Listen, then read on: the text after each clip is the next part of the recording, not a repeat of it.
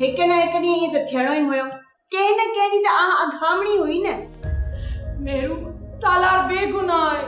मूंखे ख़बर आहे सालार को बि ॾोह न आहे कयो। हाणे इहो तोखे ई अदालत में प्रूफ करणो पवंदो त सालार बेगुनाह आहे। सालार मुंहिंजो भाउ आहे। मूंखे बि ॾुख थियो, पर कुदरत ॾाढी बेरहम आहे। हाणे छा थींदो मेरू? तुंहिंजा ड्रिगा हथ आहिनि। वारो कर सालार खे आज़ाद कराए। त जीअं तूं ऐं अदा मूंखे आसानी सां मारे सघो। बानो, जेकी तो न मूंखे ज़हर ॾियण जी कोशिश कई हुई, मूंखे उहा ॻाल्हि विसरी कान्हे। मां त ख़ामोश रहियसि बानो, पर अल्लाह जी लठ बेआवाज़ आहे। मां तौबा कई, मूंखे माफ़ कर।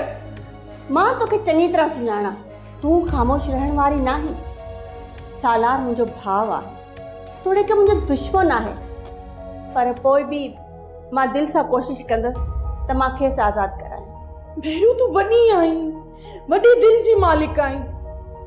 असांजी अखियुनि ते लालच जी पटी चढ़ियल हुई। असां तुंहिंजा ॾोही आहियूं, असांखे बख़्श कर। ॻाल्हि ॻरी आहे बानो। संदसि मथां ॿिनि खूननि जी FIR दाख़िल आहे ऐं मथां वरी पिरे खे बेआबरू करण जो केस बि दाख़िल कयो अथनि। मां कोशिश त कंदसि, पर मूंखे नथो लॻे त साल ॿिनि में सालार जी का ज़मानत बि थींदी। पर तूं चाहीं त सभु कुझु थी सघे थो। बानो, मां दिलि सां कोशिश कंदसि। तूं दिलि न लाहे, ठीकु आहे? महिरबानी।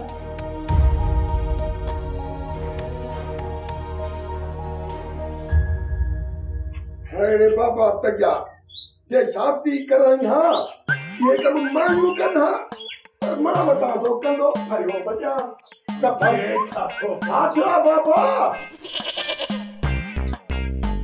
सुबेदार सोठा अज के करे मां तो के न मारियो तो मां बस जो पिए ही ना अज तू जिंदा रहे या मां जिंदा रहे। ओ सुबेदार खुदा अज या तू जिंदा रहे या बाबो तोखे डोकड़ देखारे भॼी न वञा त मां बि बाबे तगे जो पुट्री न आहियां त पोइ अच मूंसां।